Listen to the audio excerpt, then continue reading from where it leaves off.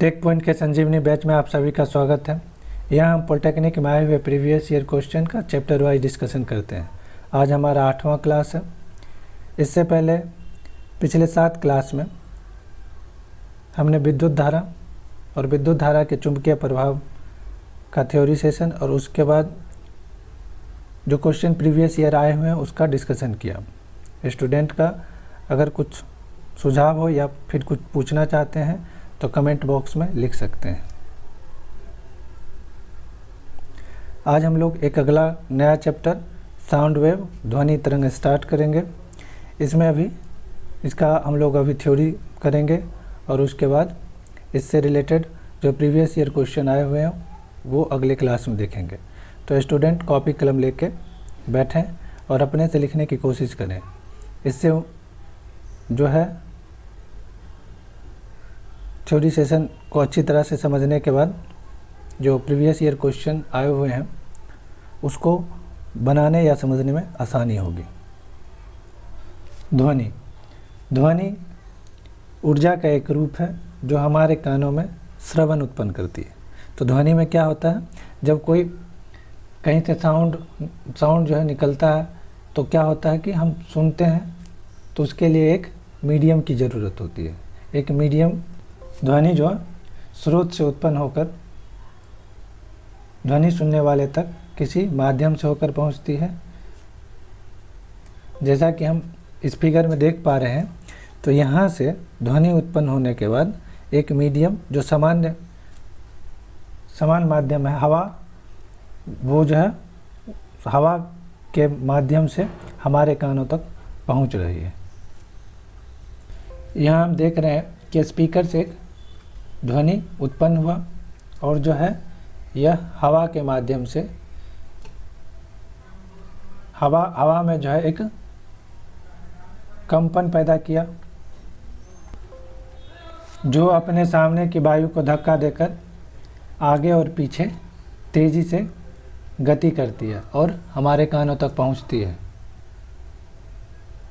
यहाँ पे हम लोग देख पा रहे हैं कि वायु के आगे पीछे गति करने पे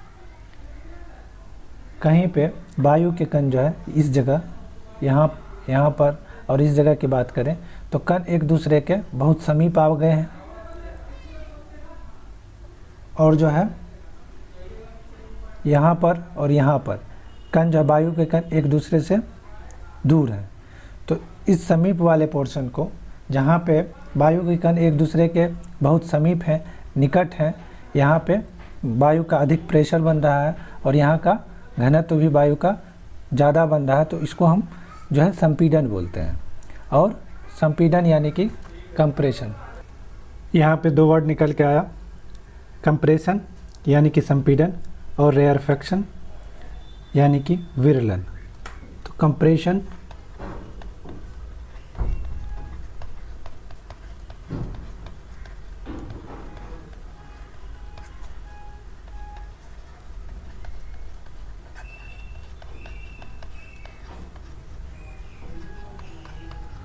विरलन।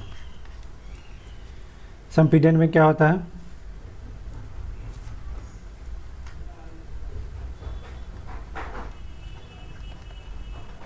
अधिक दाब और घनत्व होता है। घनत्व मतलब पार्टिकल जो है पास होगा। यहाँ पे क्या होता है,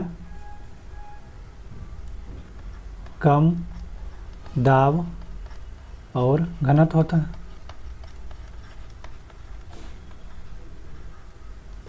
कंप्रेशन को अगर हम बात करें तो कर्व के ऊपर वाले भाग मीन्स यहाँ पर ये जो होगा इस पार्ट में दिखाया जाता है। इसे कर्व के ऊपर वाले भाग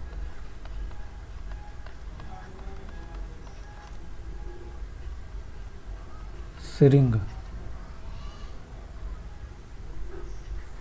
के रूप में दिखाया जाता है। और इसे निचले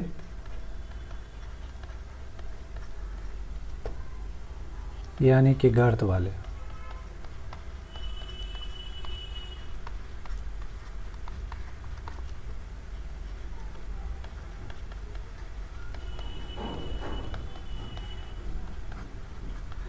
कंप्रेशन में क्या हुआ, यहाँ पे क्या हुआ, जो एयर के पार्टिकल हैं, छोटे छोटे कण हैं, वो पास पास आ गए।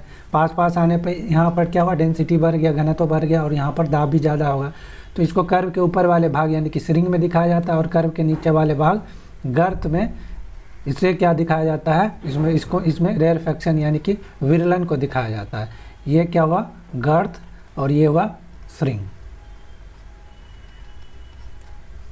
यहाँ पे इसकी बात करें और इसकी बात करें या फिर इसकी बात करें, तो ये सब क्या आ जाएगा,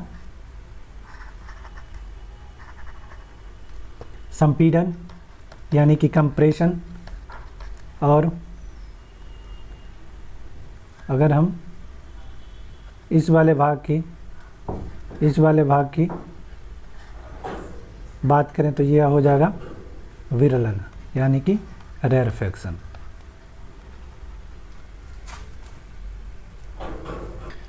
तो हम यहाँ पे देख क्या रहे हैं कि स्पीकर से जैसे ही ध्वनि उत्पन्न हुआ तो ध्वनि क्या किया, सामने वाले वायु में एक कंपन पैदा किया।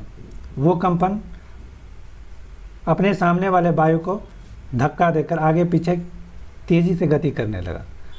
तेज़ी से गति करने लगा तो क्या उत्पन्न हुआ, संपीड़न और विरलन। संपीड़न में क्या था कि एयर पार्टिकल जो है पास पास आ गए, तो वो संपीड़न कहलाया। और विरलन में एयर पार्टिकल जो है थोड़ा दूर दूर थे, तो उसमें क्या हो गया, विरलन। इन सब चीज़ों से एक बात तो क्लियर हो के आई कि ध्वनि के लिए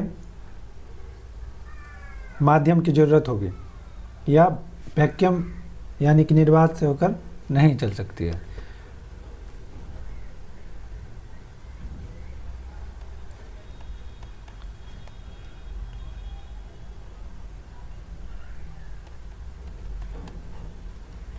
संचरण के लिए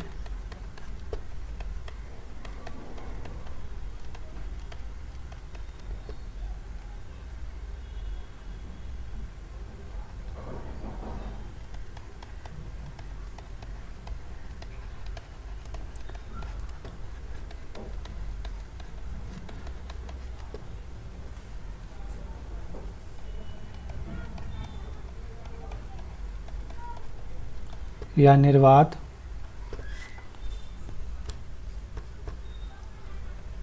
में नहीं चल सकती।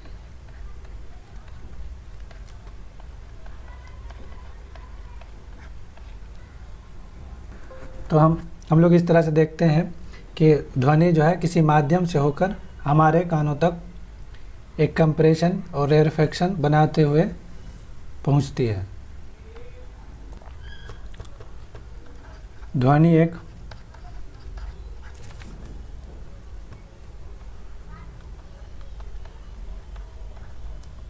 एक यांत्रिक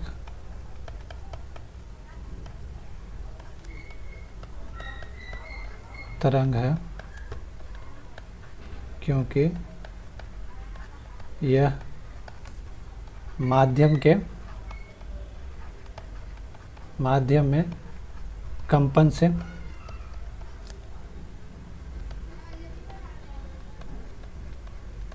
पैदा होती है। तो ध्वनि क्या है, एक यांत्रिक तरंग है। यांत्रिक तरंग है, इसको हम एक वेव जो है एक साइनोसॉइडल वेव का तरह हम बनते हुए देख सकते हैं। अगर विरलन को श्रिंग ऊपरी भाग, वेव के तरंग के ऊपरी भाग में देखते हैं, और गर्त में हम लोग श्रिंग में क्या होगा, कंप्रेशन मीन्स संपीड़न, और विरलन गर्त में होगा। क्योंकि यह माध्यम के कणों में कंपन से पैदा होती है, इसीलिए यह क्या है, ध्वनि एक यांत्रिक तरंग है। और यांत्रिक तरंग कितने प्रकार के होते हैं, 2 प्रकार के होते हैं, अनुदैर्घ्य तरंग और अनुप्रस्थ तरंग।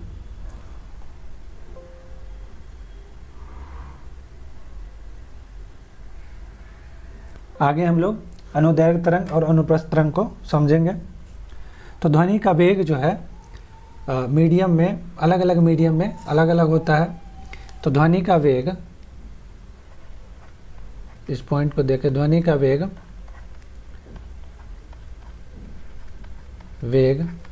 ठोस में सबसे ज़्यादा होता है, उसके बाद द्रव में, उसके बाद गैस में।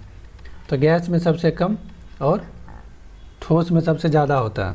तो इसका रीज़न क्या है? ठोस में क्या होता है, पार्टिकल एक दूसरे से सघन रूप से जुड़े हुए होते हैं। द्रव में पार्टिकल जो है थोड़ा दूर रहते हैं और गैस में पार्टिकल बहुत ज़्यादा अलग अलग होते हैं। तो जिसमें पार्टिकल, जिसका घनत्व ज़्यादा होगा उसमें क्या होगा, ध्वनि का वेग ज़्यादा होगा, द्रव में उससे कम होगा और गैस में उससे भी कम होगा। और ध्वनि की अगर हम बात करें तो ध्वनि जो है टेम्परेचर पर भी डिपेंड करता है। टेम्परेचर बढ़ाने पर क्या होता है, ध्वनि का वेग बढ़ता है। तो हम लोग अब यांत्रिक तरंग दो प्रकार के होते हैं, अनुदैर्घ्य तरंग और अनुप्रस्थ तरंग। अनुदैर्घ्य तरंग को हम लोग क्या बोलेंगे, लॉन्गिट्यूडिनल वेव।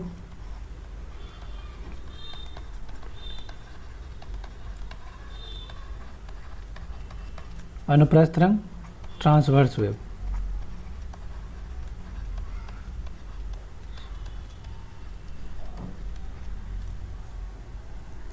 अनुदैर्घ्य तरंग को हम लोग इस प्रकार से समझ सकते हैं कि पेन में जो स्प्रिंग होता है उसको लेंगे, उस पर एक मार्क लगा देंगे।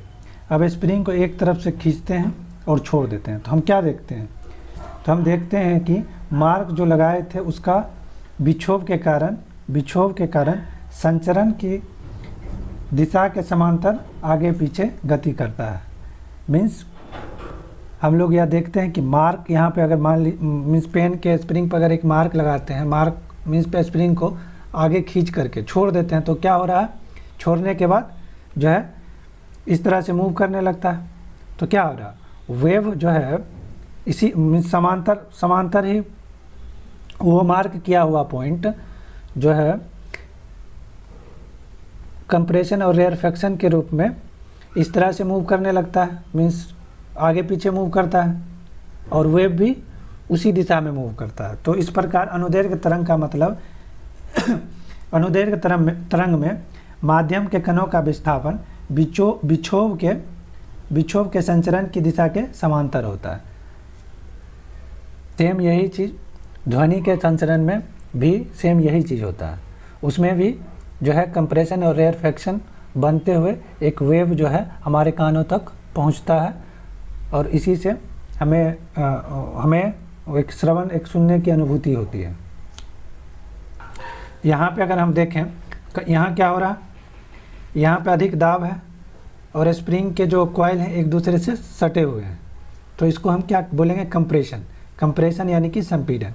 और यहाँ पे अगर बात करें तो क्या हो रहा है कि स्प्रिंग के तार जो है एक दूसरे से थोड़ा अलग अलग, कॉइल जो है उसके कॉइल जो है वो एक दूसरे से हटे हुए हैं। तो यहाँ पे क्या बोलते हैं इसको, विरलन या रेयरफेक्शन। इसको हिंदी में वो बोलेंगे विरलन और इसको हिंदी में बोलेंगे संपीड़न।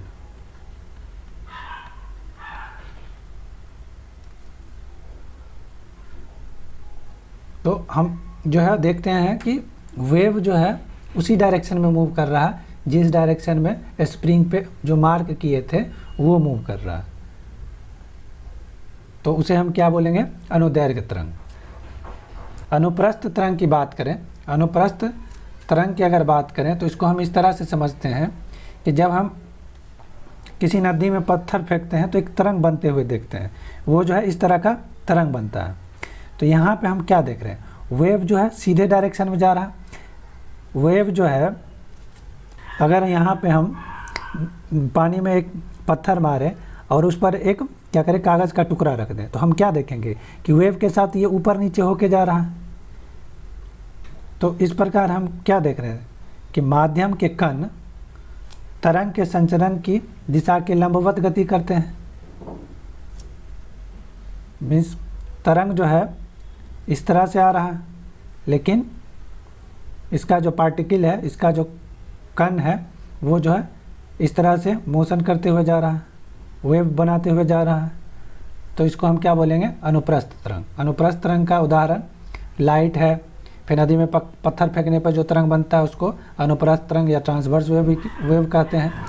तो ट्रांसवर्स वेव क्या है कि वह तरंग है जिसके माध्यम के कण तरंग के संचरण की दिशा के लंबवत, अगर समांतर जा रहा है तो उसको बोलेंगे अनुदैर्घ्य तरंग, समांतर तो अनुदैर्घ्य, लंबवत उसके पार्टिकल जा रहे हैं, गति कर रहे हैं तो उसको बोलेंगे अनुप्रस्थ।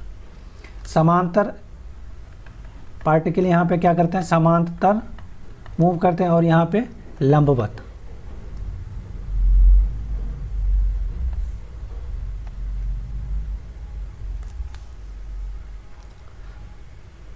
तो इस तरह से अनुदैर्घ्य तरंग और ट्रांसवर्स अनुप्रस्थ तरंग को हम देखें तो क्या है? साउंड क्या है? ध्वनि एक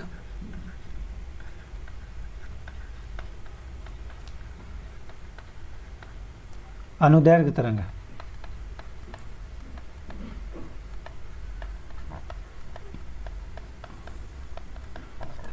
और प्रकाश एक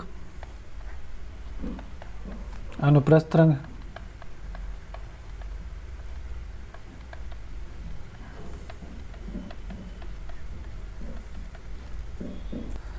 तो अनुदैर्घ्य तरंग में पार्टिकल जो है तरंग के समांतर गति करते हैं, और अनुप्रस्थ तरंग में पार्टिकल यानी कि माध्यम के कण जो है तरंग के लंबवत गति करता है। बस यही मेन डिफरेंस है अनुदैर्घ्य और अनुप्रस्थ तरंग में। तो हम लोग पीछे देख चुके हैं कि जो है ध्वनि तरंग जो है इस तरह से एक वेव क्रिएट करता है, जो कि साइनसॉइडल वेव जैसा हमें दिख रहा है। और इसमें क्या क्या बन रहा है? ये संपीड़न और विरलन को हम लोग श्रृंग और गर्त की तरह दिखाते हैं। तो ध्वनि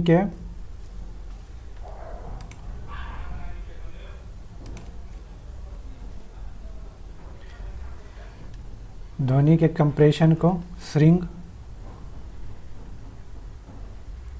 और विरलन को गर्त के रूप में दिखाते हैं।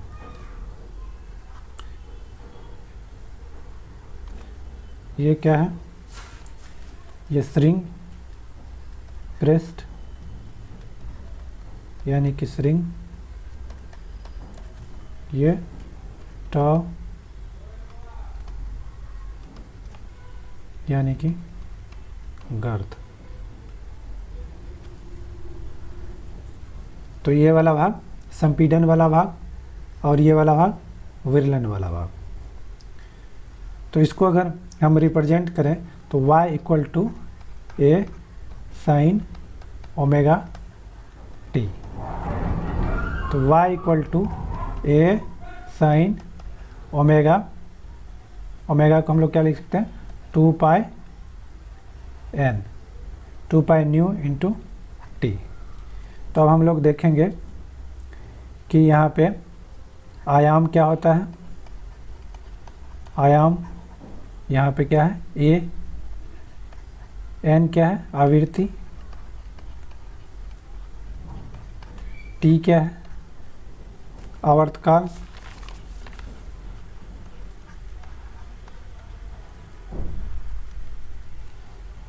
और एक लैम्डा यानी कि तरंग दैर्घ्य।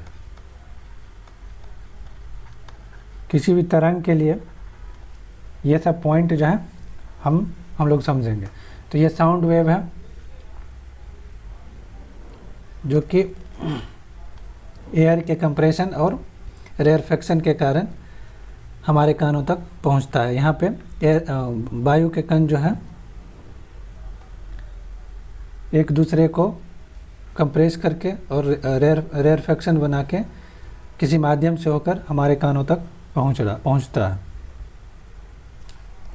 यह एक स्टैंडर्ड साउंड वेव का इक्वेशन है, और इसमें हम लोग समझेंगे कि ये आयाम क्या है, फ्रीक्वेंसी क्या है, फ्रीक्वेंसी यानी कि आवृत्ति क्या है, आवर्तकाल क्या होता है, टी क्या है, आवर्तकाल है, आवर्तकाल क्या होता है, और तरंग दैर्घ्य क्या होता है।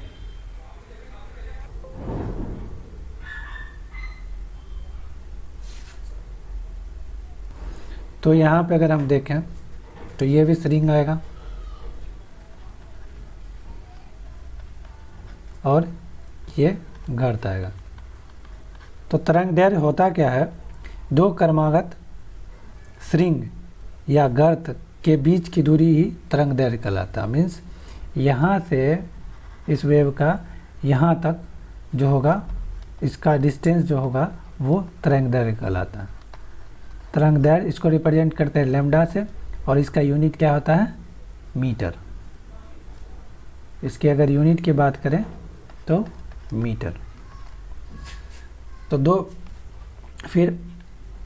क्रमागत गर्त के बीच की दूरी को भी हम लोग लैम्डा ही कहेंगे। तो दो क्रमागत स्ट्रिंग या दो क्रमागत गर्त के बीच की दूरी ही तरंगदैर्घ्य कहलाता है। अगर हम इस वेव की बात करें तो यहाँ से यहाँ तक को क्या बोलेंगे कि एक दोलन कंप्लीट किया है। यहाँ से यहाँ तक अगर वेव मूव किया है तो एक दोलन कंप्लीट किया, फिर यहाँ से यहाँ तक दूसरा दोलन कंप्लीट किया है।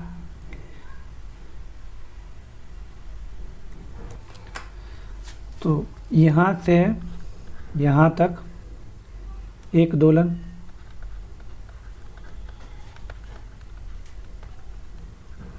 इसी के बीच की दूरी को भी हम लोग तरंगदैर्घ्य बोलेंगे।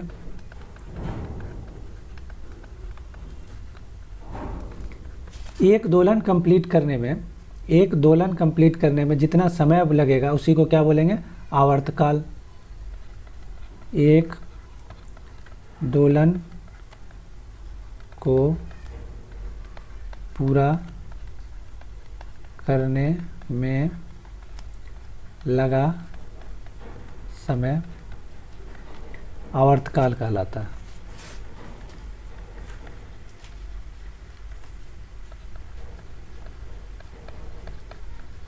इसको रिप्रेजेंट करते हैं टी से। T unit second.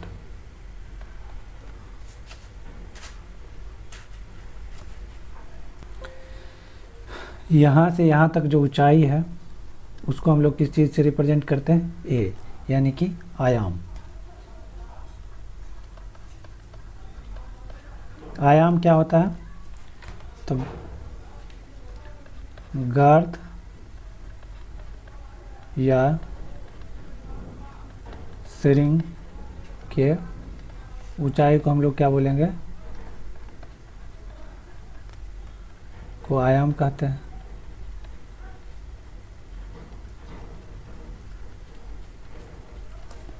अगर हम फ्रीक्वेंसी की बात करें, आवृत्ति से हमें यह पता चलता है कि कोई घटना कितनी जल्दी घटित होगा। कहने का मतलब कि एक सेकेंड में दोलनों की संख्या को ध्वनि तरंग की आवृत्ति कहते हैं। तो आवृत्ति का डेफिनेशन, एक सेकेंड में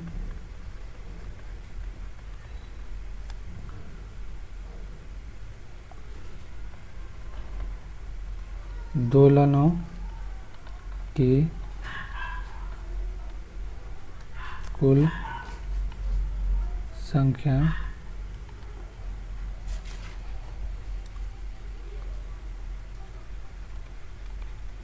ध्वनि तरंग की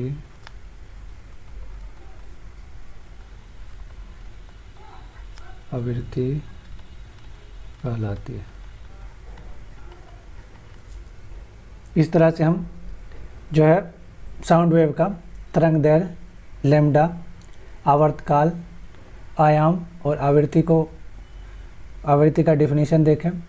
तो यहाँ पे तरंगदैर्घ्य क्या हुआ, दो क्रमागत स्ट्रिंग के बीच के दूरी को हम लोग क्या बोलते हैं, तरंगदैर्घ्य बोलते हैं। आयाम, गर्त या स्ट्रिंग के ऊंचाई को आयाम बोलते हैं, एम्पलीट्यूड। आवृत्ति यानी कि फ्रीक्वेंसी, एक सेकेंड में दोलनों की कुल संख्या को क्या बोलते हैं, उस ध्वनि तरंग का आवृत्ति कहते हैं। आवृत्ति से हमें पता चलता है कि कोई घटना कितनी जल्दी घटित होगा, कितनी जल्दी पूरा होगा, 1 सेकेंड में कितना दोलन वो पूरा करेगा, उसी को हम आवृत्ति कहते हैं। आवर्तकाल क्या हो गया? आवर्तकाल हो गया कि एक दोलन को पूरा करने में, एक दोलन मीन्स यहाँ से यहाँ तक आने में जितना समय लगेगा, यहाँ से यहाँ तक आने में जितना समय लगेगा वो क्या कहलाएगा? आवर्तकाल कहलाएगा। तरंग दैर्घ्य, यहाँ पे हम लोग देख रहे हैं ध्वनि तरंग। ध्वनि तरंग को हम लोग देख रहे हैं, यहाँ पे क्या है? कम रेयरफेक्शन को दिखाया गया है। निचले भाग को रेयरफेक्शन और ऊपरी भाग को जो ग्रीन कलर से है उसको कंप्रेशन से दिखाया गया। कंप्रेशन से दिखाया गया और रेयरफेक्शन। तो यहाँ पे हम लोग देखते हैं तरंग दैर्घ्य। ध्वनि तरंग द्वारा एक दोलन में तय की गई दूरी तरंग दैर्घ्य कहलाता है। दोलन कहाँ से कहाँ तक होता है? मीन्स एक दोलन पूरी करने में, मीन्स अगर हम यहाँ से देखें तो एक पूरा दोलन पूरा करने में यहाँ से क्रेस्ट, श्रिंग से श्रिंग जो है, इस दोनों के बीच का जो डिस्टेंस होगा उसी को हम लोग तरंग दैर्घ्य बोलेंगे। तरंग वेग की बात करें, ध्वनि तरंग द्वारा एकांक समय में तय की गई दूरी तरंग वेग कहलाती है। इसे v से दर्शाते हैं। तरंग वेग को हम v से दर्शाते हैं।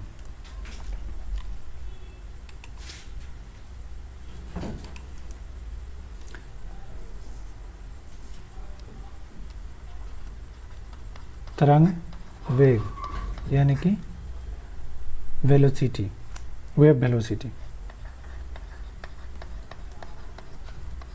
वेव वेलोसिटी की को हम लोग v से दिखाते हैं और v इक्वल टू क्या होता है? तरंग दैर्घ्य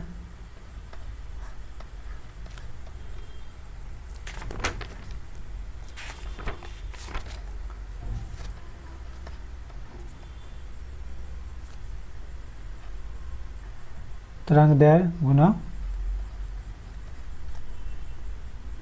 आवृत्ति।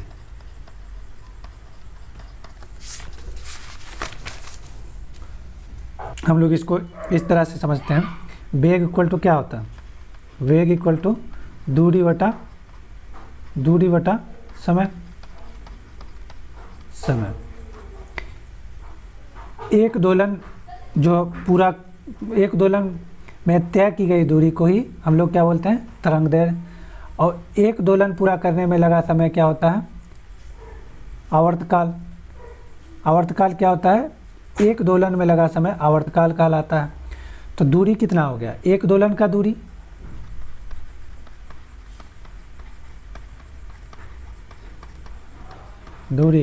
बट्टा एक दोलन का समय। एक दोलन की दूरी हो गया यहाँ पे तरंग दैर्घ्य यानी कि लैम्डा, और एक दोलन का समय हो गया आवर्तकाल यानी कि टी। और हम लोग जानते हैं कि आवर्तकाल बराबर क्या होता है? आवृत्ति बराबर 1/, आवर्तकाल क्या होता है? आवृत्ति बराबर 1/, आवर्तकाल। तो हम लोग क्या लिखेंगे इसको? लैम्डा यानी कि लैम्डा इंटू 1/, आवर्तकाल। मीन्स इसको हम लिख सकते हैं आवृत्ति की new means wavelength into frequency. ये इस तरह से जो है एक फार्मूला के तरह हम इसको याद रखेंगे। तो हम लोग आगे बढ़ते हैं।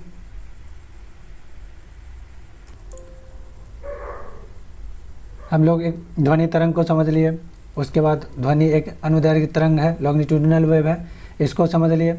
लॉन्गिट्यूडिनल वेव और ट्रांसवर्स वेव में क्या डिफरेंस है ये भी देख लिए। उसके बाद ध्वनि तरंग का जो वेव का एम्पलीट्यूड, फ्रीक्वेंसी, टाइम पीरियड और वेवलेंथ, इन सब चीज़ों का डिफिनीशन देख लिए।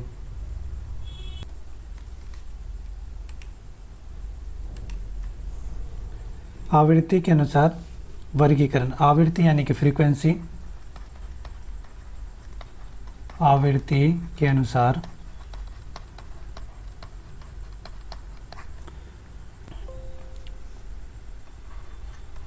ध्वनि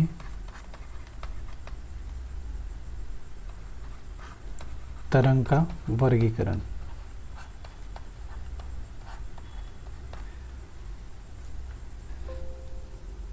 तो इसको जो है आवृत्ति के अनुसार ध्वनि तरंग को जो बांटा गया है उसमें आता है इंफ्रासोनिक,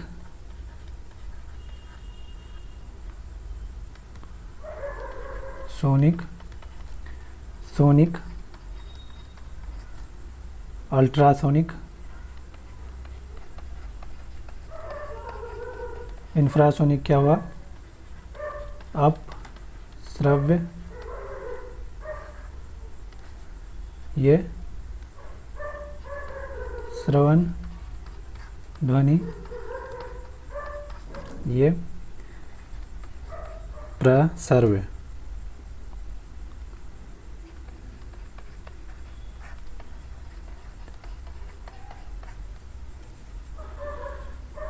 तो इसके फ्रीक्वेंसी यानी कि आवृत्ति, इसका जो क्या होता 20 हर्ट्ज से कम की आवृत्ति क्या आती है, अपश्रव्य में। 20 हर्ट्ज से कम आवृत्ति की ध्वनि।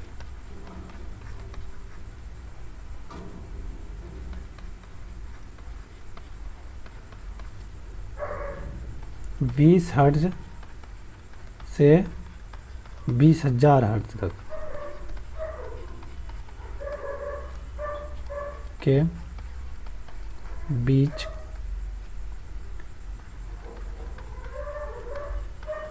आवृत्ति वाली ध्वनि। और यहाँ पे 20 हर्ट्ज से ज़्यादा आवृत्ति वाली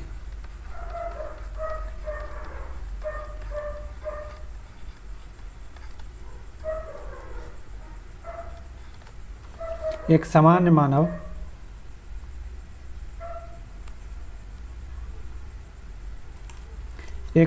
मानव जो है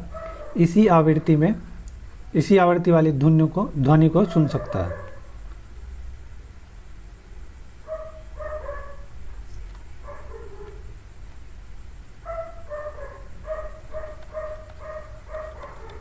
सामान्य मानव को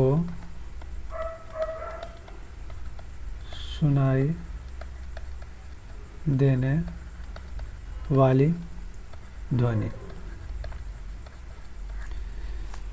मीन्स इससे कम वाले ध्वनि को जो समान मीन्स 20 हर्ट्ज से कम आवृत्ति वाली ध्वनि को हम लोग नहीं सुन सकते हैं। तो वो किस कैटेगरी में आता है, इंफ्रासोनिक। और अल्ट्रासोनिक 20 हर्ट्ज से ज़्यादा आवृत्ति वाली ध्वनि को हम क्या बोलते हैं, अल्ट्रासोनिक। जो है सामान्य मानव ना इंफ्रासोनिक ध्वनि को सुन सकता है और ना ही अल्ट्रासोनिक ध्वनि को सुन सकता है। तो बीच में जो है 20 हर्ट्ज से 20,000 हर्ट्ज तक के बीच आवृत्ति वाली ध्वनि को ही हम लोग सुन सकते हैं, जिसको कि सोनिक यानी कि श्रवण ध्वनि बोलते हैं। तो मानव को सुनाई देने वाली ध्वनि की आवृत्ति 20 हर्ट्ज से 20,000 हर्ट्ज तक है। लेकिन कुछ जंतु अपश्रव्य ध्वनि को भी सुन सकते हैं और कुछ जंतु प्राश्रव्य ध्वनि को भी सुन सकते हैं। जैसे कि जंतु में अगर बात करें तो गेंडा अपश्रव्य ध्वनि को सुन सकता है, लेकिन प्राश्रव्य ध्वनि को कौन सुनता है, चमगादड़। यहाँ पे चमगादड़ जो है प्राश्रव्य ध्वनि को सुनता है। गादर या फिर कुत्ता भी प्राश्रव्य ध्वनि को सुन सकता है। इसमें गेंडा, व्हेल, हाथी, जो है अपस्रव ध्वनि को सुन सकते हैं, और जो है चमगादड़, कुत्ता, ये सब प्रसर्व ध्वनि को सुनते हैं। लेकिन सामान्य मानव क्या सुनेगा, 20 हर्ट्ज से 20,000 हर्ट्ज के बीच आवृत्ति वाले ध्वनि को ही सुन सकता है। तो इसको हम लोग याद कैसे रखेंगे, 20 हर्ट्ज से कम इंफ्रासोनिक, और 20,000 हर्ट्ज से ज़्यादा 20,000 यानी कि 20 किलो हर्ट्ज, ग्रेटर देन 20,000 से ज़्यादा, या 20 किलो हर्ट्ज है तो प्रसर्व ध्वनि 20 किलो हर्ट्ज। जो हम लोग सुने उसको सोनिक, उससे कम आवृत्ति वाले ध्वनि इंफ्रासोनिक, और उससे ज़्यादा आवृत्ति वाले ध्वनि अल्ट्रासोनिक। इससे क्वेश्चन बहुत बार प्रीवियस ईयर क्वेश्चन में पूछे गए हैं। मीन्स सामान्य मानव के सुनाई देने वाली आवृत्ति को पूछ लिया है, या फिर उसमें पूछा गया कि सबसे कम आवृत्ति किस ध्वनि की होती है, ये भी पूछा गया है। तो ये जो चीज़ है, मीन्स ये इसको याद रखेंगे स्टूडेंट। अब अगर हम बात करें पिच, साउंड का एक प्रॉपर्टी और होता है पिच, यानी कि तारत्व। ये क्या होता है कि ये जो है मेनली फ्रीक्वेंसी पर डिपेंड करता है। पिच जो है फ्रीक्वेंसी पर डिपेंड करता है। अगर फ्रीक्वेंसी ज़्यादा होगा, आवृत्ति ज़्यादा होगा तो ध्वनि का पिच ज़्यादा होगा। अगर फ्रीक्वेंसी कम होगा तो क्या होगा, तारत्व कम होगा।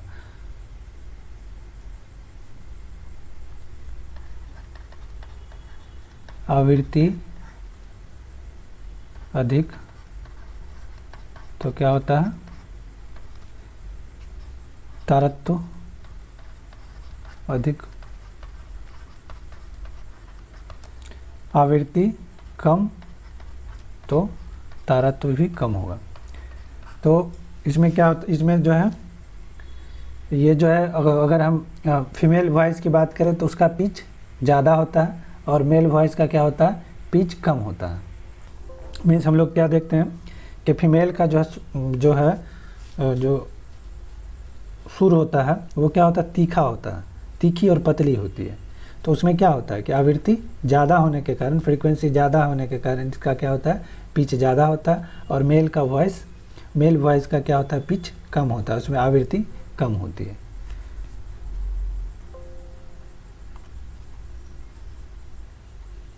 प्रतिध्वनि उसको इंग्लिश में क्या बोलते हैं, इको है मेनली क्या, जिस तरह से लाइट का किसी सतह से टकराने के बाद अपवर्तन और परावर्तन होता है, उसी तरह ये भी एक वेव है। तो साउंड का भी क्या होता है, किसी सतह से जो है टकराने के बाद क्या होता है, परावर्तन और अपवर्तन होता है। तो परावर्तन के बाद अगर हम उसी ध्वनि को पुनः सुनते हैं तो उसे हम प्रतिध्वनि कहते हैं। तो इसका डेफिनेशन अगर देखें तो साउंड के किसी सतह से परावर्तन के कारण उसी ध्वनि को हम पुनः सुनते हैं तो उसे प्रतिध्वनि। हम लोग जो है इसको एक बंद कमरे में अनुभव कर सकते हैं। बंद कमरे में बोलने से क्या होता है कि वही साउंड जो है, वही ध्वनि जो फिर से दीवारों से टकराकर हमारे पास आती है, तो हमको बार बार उसी साउंड का अनुभूति होता है। उसी को हम लोग क्या बोलते हैं, प्रतिध्वनि होता है। जैसे कि इस माइक में भी थोड़ा मीन्स बंद कमरे में रिकॉर्ड करने पे क्या होता है, कभी कभी प्रतिध्वनि की आवाज़ सुनाई देती है। तो वही चीज़ है कि दीवार वाले सतह से क्या हो रहा है, ध्वनि लौट के हमारे पास ही आ रहा है, तो उसी को हम लोग क्या बोलते हैं, प्रतिध्वनि बोलते हैं। तो अगर हम बात करें कि प्रतिध्वनि को साफ सुनने के लिए प्रतिध्वनि और ध्वनि के बीच का समय अंतराल, उसमें कुछ गैप होना चाहिए। अगर साउंड को साफ सुनना है तो उसके बीच का एक गैप होता है, वो जो है समय अंतराल कितना होता है, 1/10 सेकेंड होता है।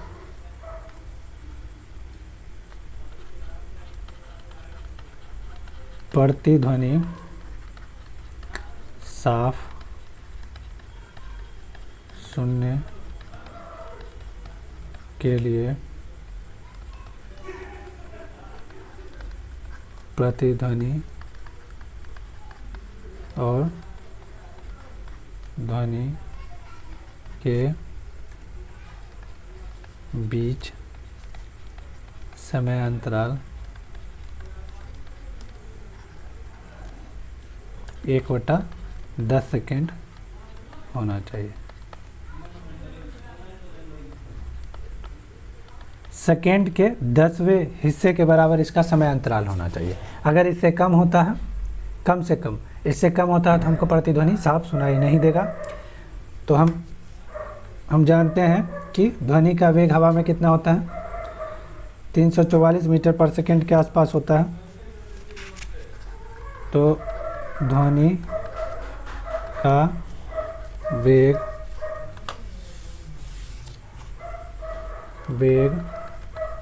हवा में 344 मीटर पर सेकेंड और समय दोनों के बीच का गैप कितना, 0.1 सेकेंड।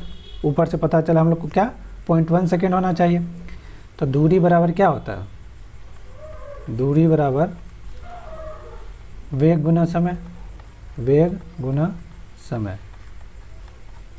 तो इक्वल टू क्या हो गया, 344 गुना 0.1 बराबर 34.4 मीटर।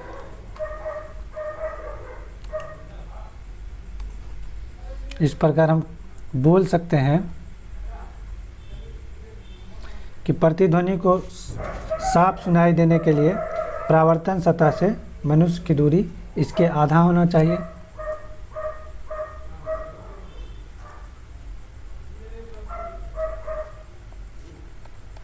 साफ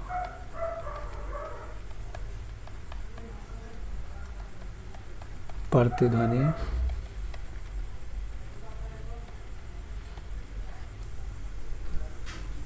सुनने के लिए, इसको हम इस तरह से समझ सकते हैं कि कोई दीवार है, कोई सतह है, यहाँ पर आदमी खड़ा है और यहाँ पे कोई स्पीकर है।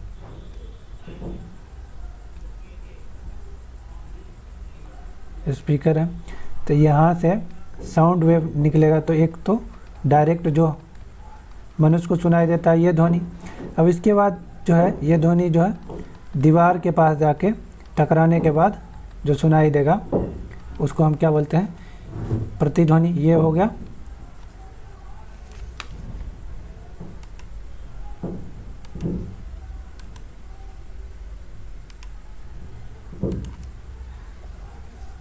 यहाँ अगर बात करें तो ये ध्वनि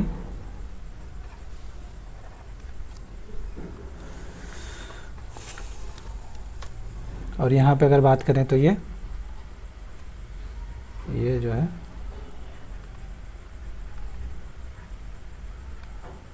प्रतिध्वनि।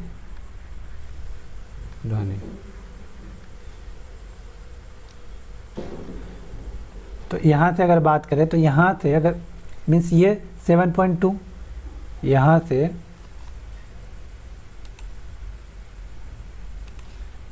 अगर बात करें, यहाँ से अगर बात करें तो ये 7.2, 17.2, 17.2 ये और 17.2 फिर से ये दोनों मिलके क्या हो गया 34.4। तो इस प्रकार साफ प्रतिध्वनि सुनने के लिए मनुष्य को आधा दूरी पे खड़ा रहना होगा। तो इसीलिए 17.2 मीटर लिया गया। तो इस चीज़ को हम लोग ध्यान में रखेंगे। एक तो 0.1 सेकेंड होता है, 1.1 सेकेंड, ये इस पॉइंट को याद रखेंगे कि 17.2 मीटर पे रहना होगा और समय कितना होता है 0.1 सेकेंड। इस चीज़ को भी ध्यान में रखेंगे। इको का अगर हम बात करें तो इसका यूज किस में होता है, स्टेथोस्कोप। जो डॉक्टर जो रखता है स्टेथोस्कोप, जिसको हम लोग अपने बोलचाल भाषा में आला भी बोलते हैं, तो उसमें जो है प्रतिध्वनि का ही यूज किया जाता है। प्रतिध्वनि पर ही अगर हम बात करें तो सोनार भी काम करता है। सोनार जो कि जिससे जो है समुद्र में जो जहाज़ चलते हैं, शिप वगैरह, वो जो क्या करते हैं, वो पानी के अंदर गहराई को मेजर करने के लिए सोनार यंत्र का यूज करते हैं, तो उसमें उपयोग करते हैं। तो उसमें क्या होता है कि अल्ट्रासोनिक तरंग को जो है छोड़ा जाता है और उसके बाद जो है पानी के अंदर छोड़ा जाता है। तो वो क्या होता है कि पानी के सतह, समुद्री सतह से टकराने के बाद फिर से वापस आके सोनार को एब्जॉर्ब होता है, तो उसी से इसकी दूरी का पता लगाया जाता है। तो अल्ट्रासोनिक तरंग का उपयोग करके अल्ट्रासोनिक तरंग का उपयोग करके पानी के अंदर वस्तु की स्थिति मापता है।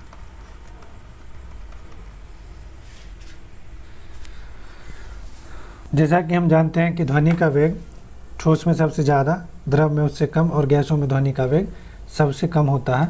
तो उसका जो है अलग अलग फार्मूला है। गैसों में ध्वनि का वेग, द्रव में ध्वनि का वेग और ठोस में ध्वनि का वेग। तो V equal to gamma RT by M।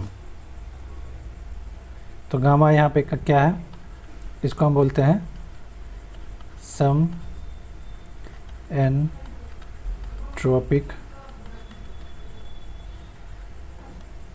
प्रसार गुणांक।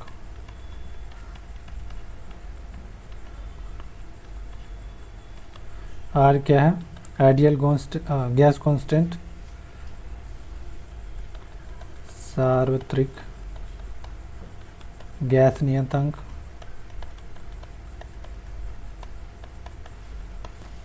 और क्या है, T क्या है, तापमान, और M क्या है, गैस का अनुभार।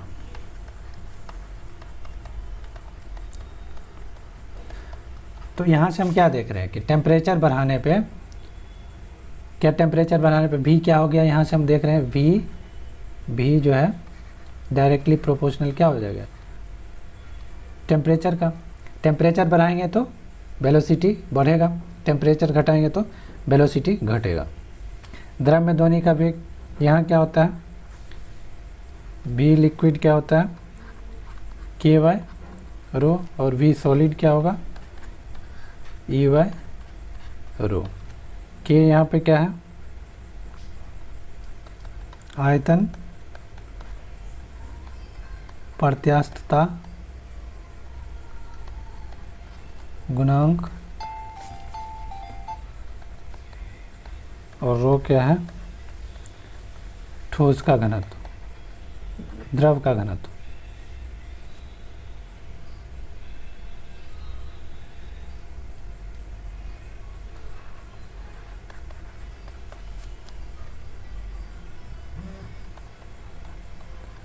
यहाँ पे ई जो है यंग मात्रक, रो भी क्या है, घनत्व। तो इस तीनों फार्मूला में हमको बस क्या याद रखना है, ये वाला चीज़ याद रखना है। अगर हवा में बात करें तो ध्वनि का चाल कितना, 346 मीटर पर सेकंड के आसपास। पानी में बात करें 1498 मीटर पर सेकंड यानी कि 1500 मीटर पर सेकंड के आसपास। और एल्युमिनियम में, ठोस यानी कि एल्युमिनियम में इसका जो है अब बीट यानी विस्पंद, जिसे हम लोग हिंदी में क्या बोलते हैं, विस्पंद। तो इसमें होता क्या है कि जब एक समान आवृत्ति वाले दो ध्वनि तरंग जिसका एम्पलीट्यूड जो है सेम हो लेकिन फ्रीक्वेंसी लगभग बराबर होता है, दोनों का एम्पलीट्यूड लेकिन सेम होता है, तो जब दो लगभग बराबर आवृत्ति वाले ध्वनि तरंग को एक साथ उत्पन्न किया जाता है तथा एक ही दिशा में जब ये गति करता है तो ये दोनों तरंग मिलके एक नया तरंग का निर्माण करता है, और इस तरंग का जो है आवृत्ति समय के साथ हमेशा बदलते रहता है। तो तरंग में होने वाले इस परिवर्तन को ही हम लोग क्या बोलते हैं, विस्पंद बोलते हैं। यहाँ पे क्या होता है कि अगर एम्पलीट्यूड ए और F1 फिर एम्पलीट्यूड ए और F2, तो लगभग इसमें जो है F1 F2 में बहुत कम ही डिफरेंस होता है, लेकिन इसका जो है एम्पलीट्यूड यानी कि आयाम सेम होता है। तो एक ही दिशा में जब ये मूव करता है तो क्या होता है, एक नया तरंग बनता है, तो वो जो है समय के साथ परिवर्तित होते रहता है इसका फ्रीक्वेंसी, उसी को हम लोग बीट या फिर विस्पंद कहते हैं। तो विस्पंदों की संख्या अगर बात करें, नंबर ऑफ बीट या विस्पंदों की संख्या,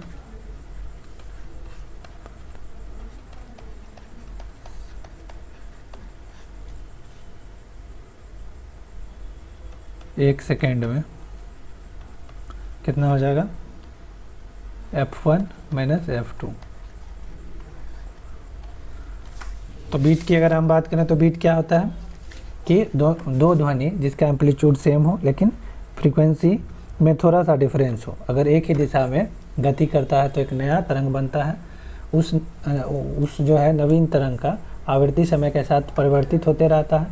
इस तरंग में होने वाले परिवर्तन को ही हम लोग विस्पंद कहते हैं। तो विस्पंदों की संख्या, इससे रिलेटेड एक दो न्यूमेरिकल आ चुका है। विस्पंदों की संख्या बराबर क्या होता है कि पहले वेव का, पहले तरंग का फ्रीक्वेंसी से दूसरे तरंग के फ्रीक्वेंसी को घटा देंगे, वही आंसर होगा विस्पंदों की संख्या। हम लोग साउंड ध्वनि तरंग के थ्योरी सेशन को यहीं पे ख़त्म करते हैं। अगले क्लास में हम लोग इसका क्वेश्चन आंसर देखेंगे, क्वेश्चन आंसर जो कि प्रीवियस ईयर आ चुका है। तो स्टूडेंट जो है इस वीडियो को अगर समझ में नहीं आया तो फिर से देखें। ये जो ध्वनि चैप्टर मेनली हम लोग को क्लास 9 में पढ़ना था, क्लास 9 में या फिर 12 वाले बच्चे तो पढ़े ही होंगे, तो ये जो है क्लास 9 में ही पढ़ना था। अगर मीन्स समझ में नहीं आ रहा है, मीन्स कुछ कम समझ में आया, तो इस वीडियो को फिर से देखें और उसके बाद हम लोग जो क्वेश्चन बनाएंगे उसमें जो बचा कुचा कन्फ्यूजन होगा वो सब भी दूर हो जाएगा। तो हम लोग यहीं वीडियो को समाप्त करते हैं। धन्यवाद।